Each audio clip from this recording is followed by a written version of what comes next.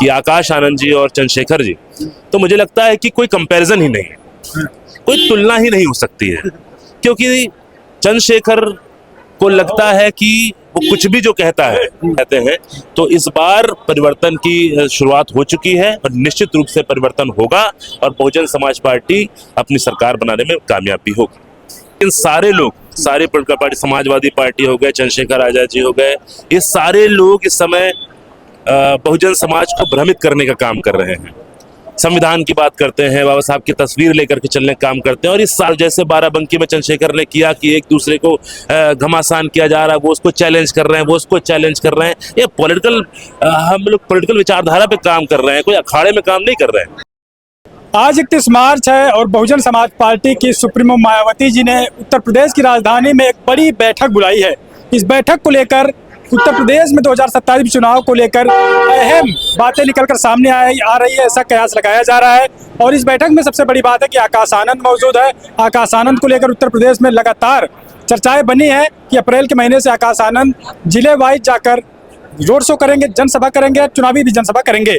हमारे साथ बातचीत करने के लिए दिल्ली से, जेएनयू से डॉक्टर अनूप सर हैं, इनसे जानने का प्रयास करेंगे और राजनीति पर कुछ चर्चा करेंगे। डॉक्टर साहब वेलकम। धन्यवाद, बहुत बहुत धन्यवाद आपके चैनल का। आज की इस बैठक को लेकर सबसे पहले आप कैसे देखते हैं?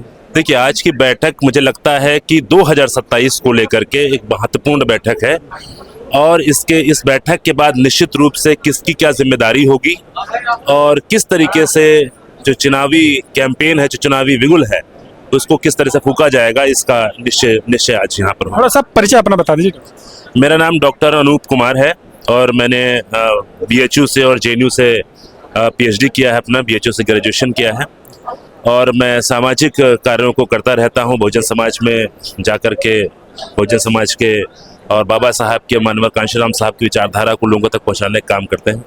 आप इंटरनेशनल हिस्ट्री भी अपने, इंटरनेशनल पॉलिटिक्स में मेरा पीएचडी है। तो कैसे देखते हैं पूरी राजनीति को?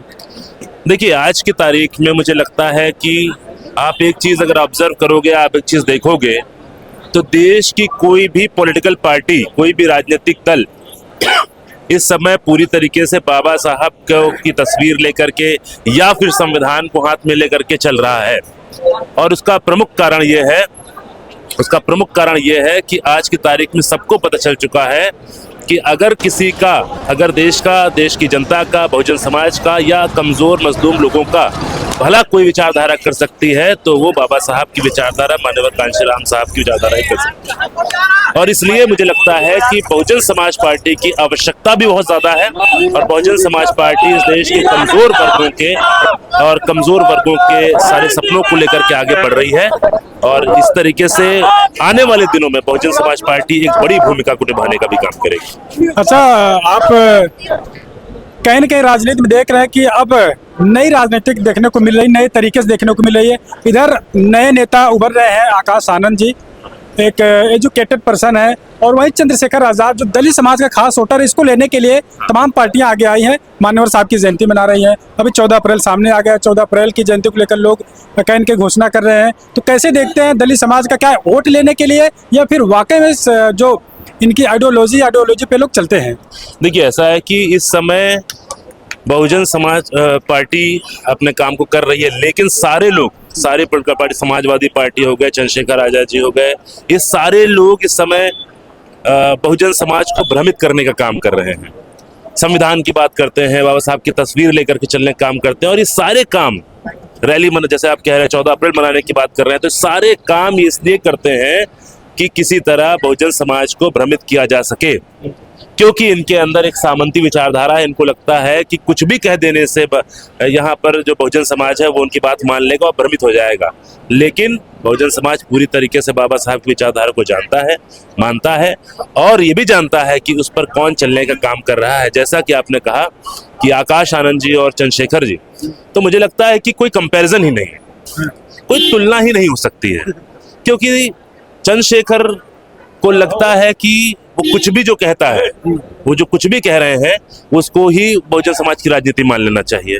या वो कुछ भी कहेंगे, सिर्फ इस बात का दावा कर देंगे कि मैं जो है वारिस हूँ तो इस बात से सारे लोग ये बात मान लेंगे। नहीं भाई, आपकी विचारधारा को देखा जाएगा, आपके कार्यकलाप को देखा जाएगा, और इस तरीके से जो उनका एटीट्यूड है कि किसी की फिक्र नहीं कर देना, भाषा उनकी जो है, उनकी कार्यशैली जो है, और उनकी पूरी संसदीय भाषणों में कहीं पर भी बाबा साहब की विचारधारा झलकती नहीं दिखती है। सिर्फ एक एग्रेशन है, वो थोड़े समय के लिए कुछ हमारे युवाओं को अट्रैक्ट कर सकता है, लेकिन जैसे जैसे वो लोग विचारधारा को समझते जाएंगे, आते जाएंगे। जबकि आकाश आनंद जी, माननीय आकाश आनंद जी, और ये मैं इसलिए नहीं कह रहा हूँ कि मैं इस समय बहुजन समाज पार्टी कार्यालय के सामने खड़ा हूँ, आकाश आनंद जी एक बहुत वेल एजुकेटेड के साथ साथ बहुजन विचारधारा में, बाबा साहब की विचारधारा में पूरी तरह से पारंगत हैं, उसको पूरा तरह से उन्होंने समझा है, और ये बात उनके कार्यशैली में भी दिखाई देगी और ये बात उनके भाषणों में दिखाई देगी। जहां पर काम करने की बात होती है, जहां पर मिशन की बात होती है, जहां पर उनको अपने लोगों की दिक्कतों को कैसे आगे रखना है, इसके पर बात होती है, ना कर चिल्ला कर चीख करके, और जैसे बाराबंकी में चंद्रशेखर ने किया कि एक दूसरे को घमासान किया जा रहा है, वो उसको चैलेंज कर रहे हैं, वो उसको चैलेंज कर रहे हैं। ये पॉलिटिकल, हम लोग पॉलिटिकल विचारधारा पे काम कर रहे हैं, कोई अखाड़े में काम नहीं कर रहे हैं, और इस तरीके से लोगों को मूर्ख बनाने का, तो ये तो मूर्ख बनाने की बात होगी। और आकाश आनंद जी एक लंबे, और जो सच होता है, जो सच होता है वो शुरुआत में हो सकता धीमा लगे, वो शुरुआत में हो सकता बहुत आकर्षक भी ना लगे, लेकिन धीरे धीरे जैसे जब इसका परवान चढ़ता है तो वो आकर्षक भी लगता है, लोग उसके साथ भी आते हैं।